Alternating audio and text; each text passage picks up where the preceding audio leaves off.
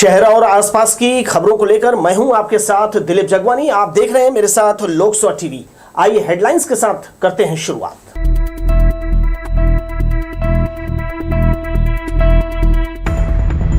जिले में सक्रिय हुआ मानसून, खरीफ फसल के लिए बुआई शुरू, खेतों में उतरे किसान। मेरिट लिस्ट जारी नहीं करने से 121 कॉलेजों में प्रवेश अटका, जुलाई में शुरू होगा सत्र। मवेशी की हत्या मामले में फरार आरोपी गिरफ्तार, गौ सेवकों के अल्टीमेटम का असर। और छात्रावास और आश्रमों में मनाया जाएगा प्रवेश उत्सव। समीक्षा बैठक में कलेक्टर ने दिए कई निर्देश। खबरें देख लेते हैं विस्तार से। छत्तीसगढ़ में इस बार मानसून अपने समय पर आ गया है। इसकी दस्तक के साथ किसानों ने खेती का काम शुरू कर दिया है।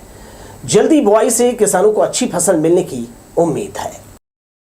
मानसून सक्रिय होता देखकर किसान खरीफ सीजन की तैयारी में जुट गए हैं।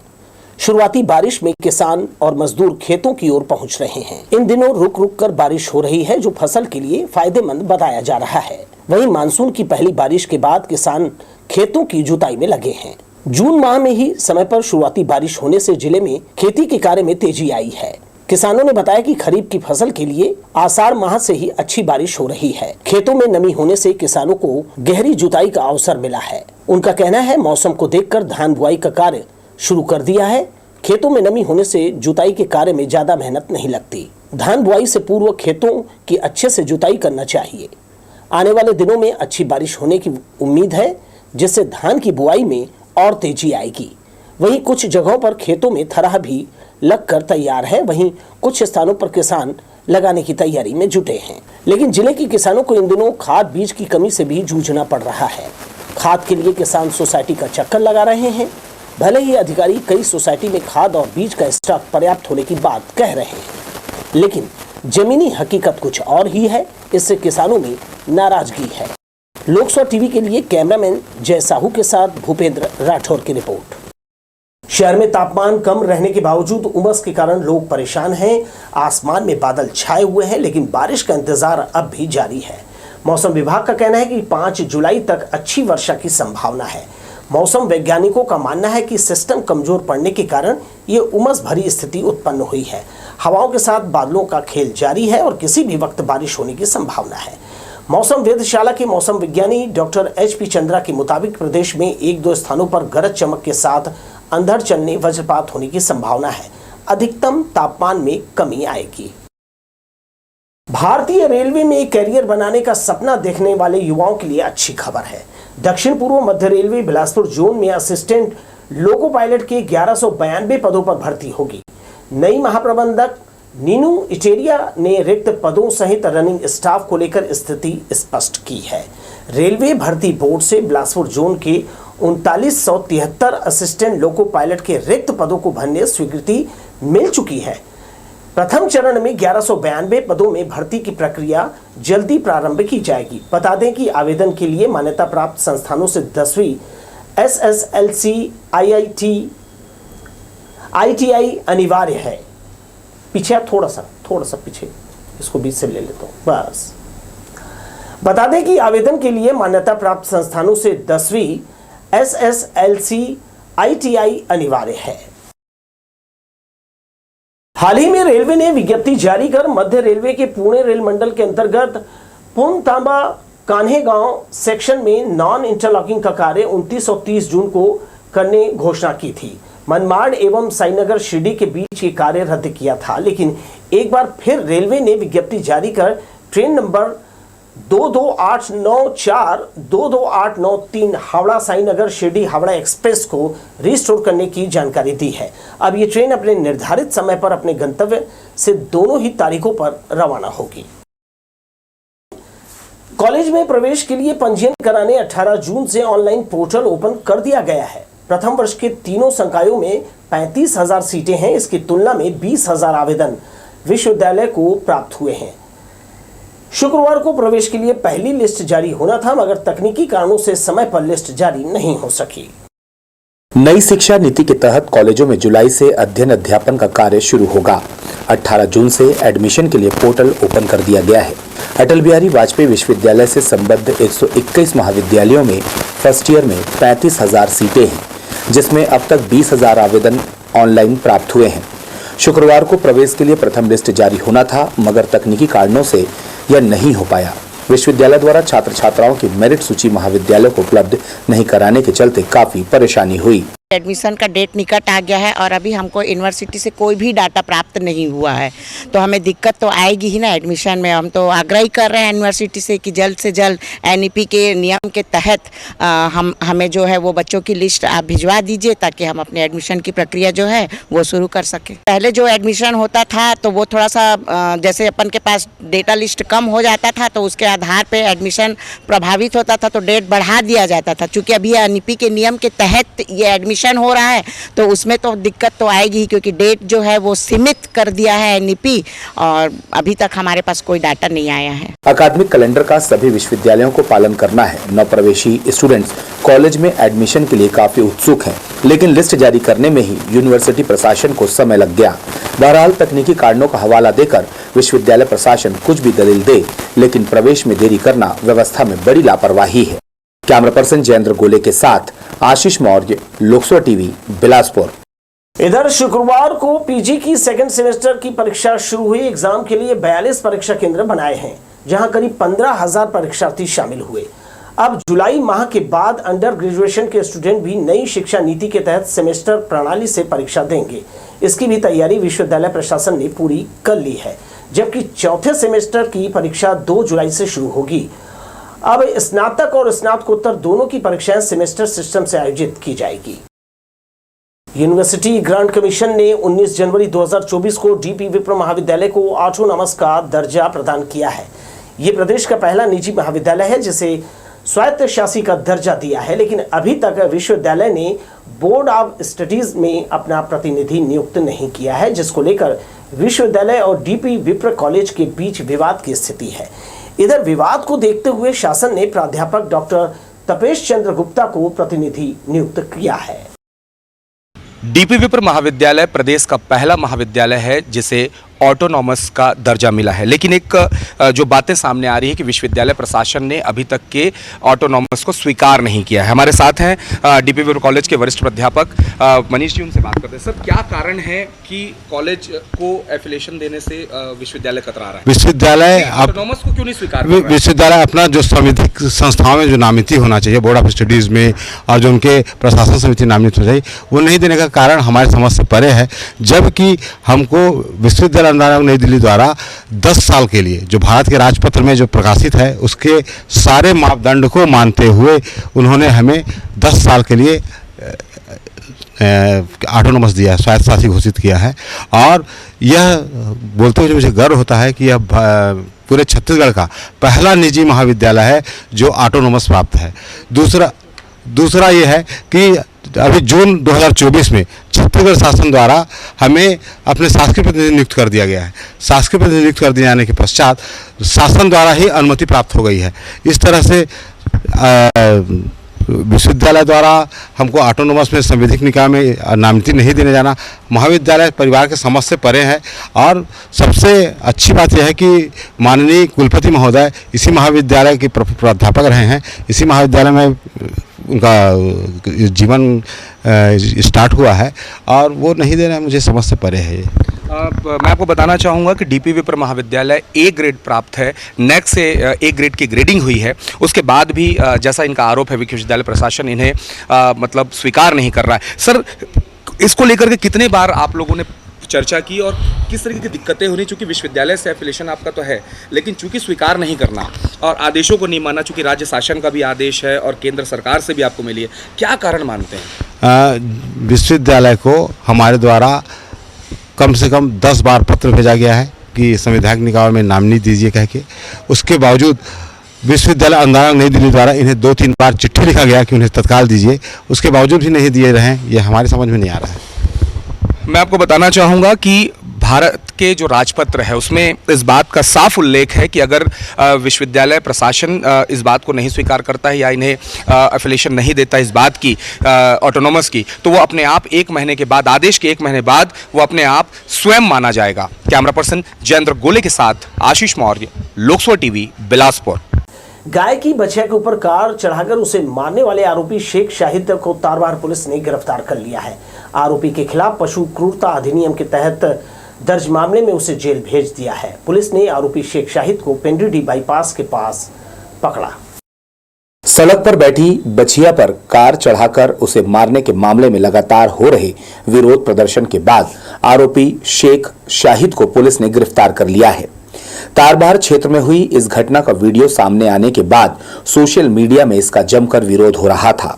तारबहार पुलिस ने मामले में पशु क्रूरता अधिनियम सहित संबंधित कई धाराओं के तहत आरोपी के खिलाफ कार्रवाई की। घटना के बाद से आरोपी शेख शाहिद फरार था, जिसे पुलिस ने पेंड्रीडी बाईपास से कार सहित गिरफ्तार किया। तारबहार थाना क्षेत्र में एक कार सवार द्वारा बछिया को कुचलकर फरार होने की घटना हुई थी, जिसमें पुलिस के द्वारा 429 आईपीसी और 410 पशु परिरक्षण अधिनियम के तहत अपराध पंजीबद्ध किया गया था। इसमें गिरफ्तारी के लिए एक विशेष टीम बनाई गई थी और आरोपी को जो है आज गिरफ्तार किया गया है और न्यायालय पेश किया गया है। दिल दहला देने वाली घटना की चौतरफा निंदा की जा रही है। हिंदू संगठनों ने आरोपी के खिलाफ कड़ी से कड़ी कार्रवाई की मांग की है। पुलिस ने आरोपी को गिरफ्तार कर न्यायालय में पेश किया, जहां से उसे जेल भेज दिया गया है। कैमरा पर्सन जयेंद्र गोले के साथ आशीष मौर्य, लोकसभा टीवी, बिलासपुर। शाम होते ही राष्ट्रीय राजमार्ग बिलासपुर रायपुर में मवेशी पसर जाते हैं, जिससे आवागमन बाधित होता है। इतना ही नहीं, हाईवे में अधिकांश वाहनों की गति अधिक होती है। ऐसे में मवेशी और वाहन चालक दोनों को दुर्घटना का खतरा रहता है। इसके बाद भी मवेशियों को सड़क से हटाकर सुरक्षित स्थानों पर क्यों नहीं रखा जाता, समझ से परे है। हम आपको बता दें कि सड़क हादसों में कई मवेशी मारे गए हैं। दयालबंद और जूना बिलासपुर का कुछ हिस्सा वार्ड क्रमांक 32 में आता है। यहाँ गंदगी का अंबार लगा है। जगह जगह बिखरा कचरा, इससे उठती बदबू से आते जाते लोग परेशान हैं। बड़े इलाके में नालियों की सफाई नहीं हुई है। बरसात के दिनों में इससे संक्रमण फैलने की आशंका है। गलियों में नियमित सफाई नहीं किया जाता। शिकायत करने वाले नागरिकों ने बताया कि कई जगह पर यूं ही कचरा पसरा रहता है। बारिश से पहले वार्ड में सफाई अभियान चलाने की मांग नागरिकों ने निगम अफसरों से की है। विभिन्न चौक चौराहों में लगे हाई मास्ट लाइट के मेंटेनेंस का कार्य इन दिनों निगम प्रशासन द्वारा कराया जा रहा है। शुक्रवार को अग्रसेन चौक पर लगा हाई मास्ट लाइट नीचे उतारकर इसे ठीक किया। बरसात के मद्देनजर सभी लाइट्स को चेक करने के निर्देश दिए गए हैं। शहर के बस स्टैंड, नेहरू चौक, सरकंडा, राजकिशोर नगर सहित कई महत्वपूर्ण चौक चौराहों पर लगे हाई मास्ट लाइट का मेंटेनेंस किया जा रहा है। आइए दर्शकों, फिर से नजर डालते हैं हेडलाइंस पर।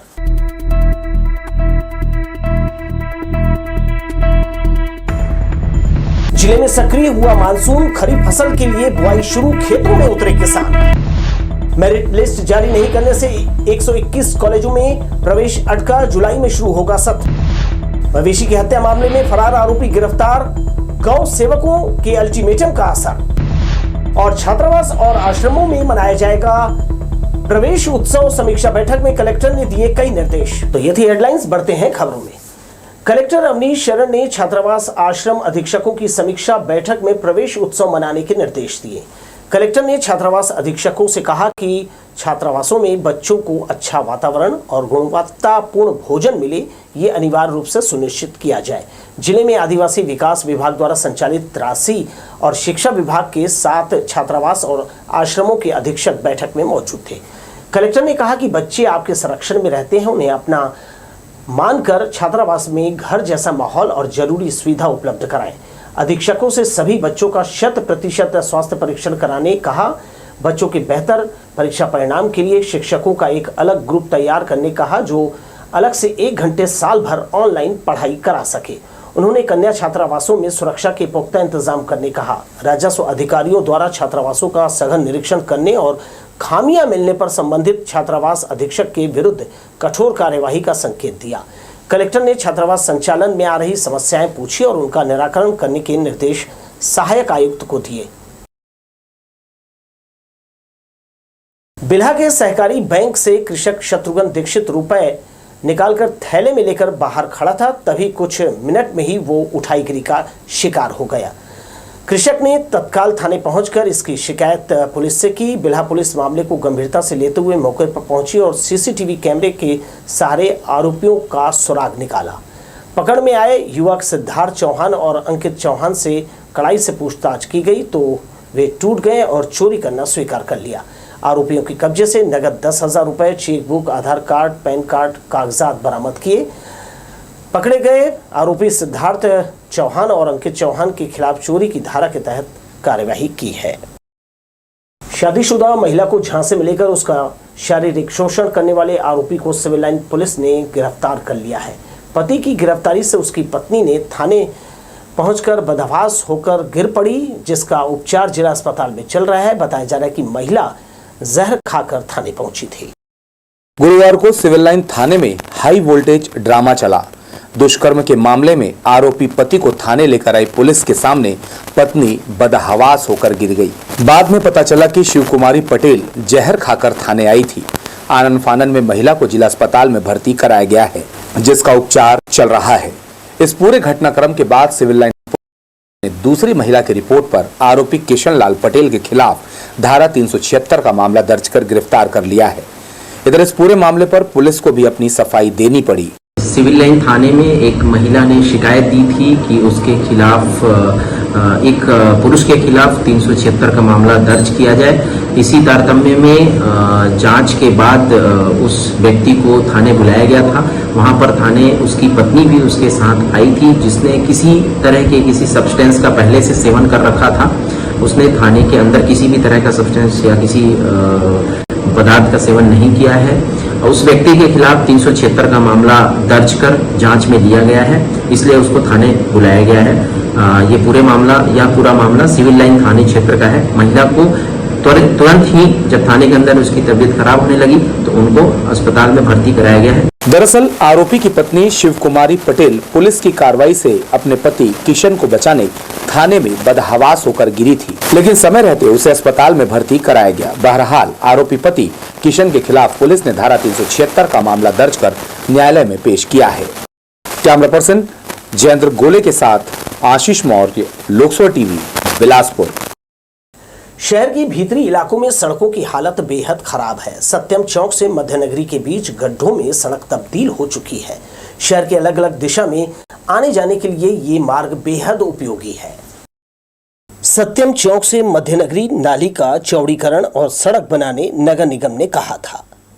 उसने ये वादा पिछले साल के अंत में किया था, जब स्मार्ट सिटी फंड से मगरपारा में नाली निर्माण शुरू किया। योजना के अनुसार यहां से सत्यम चौक होते हुए मध्यनगरी तक सड़क उन्नयन किया जाना था, लेकिन इस पर अमल नहीं किया। बिलासपुर के जनप्रतिनिधि और विभाग में बैठे अधिकारी नागरिकों की परवाह नहीं करते जब तक वो अव्यवस्था से पूरी तरह बेजार नहीं हो जाते। शहर के भीतरी इलाकों में सड़कों की हालत बेहद खराब है। समय पर रखरखाव नहीं करने से जंक्शन बनती सत्यम चौक से मध्यनगरी के बीच ये सड़क गड्ढों में तब्दील हो चुकी है। अलग अलग दिशा के लिए इस मार्ग से कई कनेक्टिविटी है, इससे आवाजाही हर समय बनी रहती है। बेहद उपयोगी सड़क की दुर्दशा से स्थानीय लोग बेहद परेशान हैं। उनका कहना है लंबे समय से मरम्मत नहीं किया है, राह चलते लोग कई बार दुर्घटना का शिकार हुए हैं। ये मसानगंज रोड है, सत्यम पैकेज और मध्यनगरी के बीच पड़ता है और ये काफ़ी गड्ढा हो गया है। इसे कई सारे एक्सीडेंट हो चुके हैं और शासन ध्यान नहीं दे रही। हाँ, बरसात में बहुत दिक्कत होती है और ये चलने फिरने में ना सबसे ज़्यादा परेशानी है। लगभग आधा किलोमीटर लंबाई वाले मार्ग में पड़े सैकड़ों छोटे बड़े गड्ढों से बच निकलना वाहन चालकों के लिए मुश्किल काम है। शिकायत करने पर भी बारिश से पहले निगम अफसरों ने इसकी हालत ठीक करने तत्परता नहीं दिखाई। अब पानी से भरी सड़क पर चलना ज्यादा खतरनाक हो जाएगा। कैमरामैन सतीश साहू के साथ दिलीप जगवानी, लोकसभा टीवी, बिलासपुर। सड़क किनारे कब्जा करने से मगरपारा चौक से इंदू चौक तक आवागमन बाधित होता है। बर्जेस स्कूल की दीवार से लगकर सड़क किनारे टेंट सामग्री वाहनों की कतार लगी है। इस अघोषित कब्जे से एक तरफ सड़क पर चलना लोगों के लिए मुश्किल हो जाता है। ट्रैफिक का दबाव दिन के समय अधिक होने से अवैध पार्किंग बड़ी बाधा है। नगर निगम का अतिक्रमण दस्ता इस ओर ध्यान नहीं दे रहा है। अंतर्राष्ट्रीय एमएसएमई दिवस पर जिला उद्योग संघ ने सामान्य सभा का आयोजन किया। मुख्य अतिथि बिलासपुर विधायक अमर अग्रवाल और अध्यक्षता छत्तीसगढ़ लघु एवं सहायक उद्योग संघ के प्रांत अध्यक्ष हरीश केडिया ने की। उद्योग संघ बिलासपुर के द्वारा पूर्व अध्यक्ष और सदस्य पदाधिकारियों का मोमेंटो और शाल श्रीफल से सम्मान किया गया। एमएसएमई दिवस पर पहुंचे मुख्य अतिथि अग्रवाल ने कहा कि आज सभी ने उद्योग लगाकर इस दिवस को सार्थक किया है। उन्होंने कहा कि बिलासपुर का उद्योग मेला देश प्रदेश में प्रसिद्ध है। श्री अग्रवाल ने उद्योग संघ से कहा कि वो इस वर्ष जनवरी में व्यापार मेला आयोजित करे।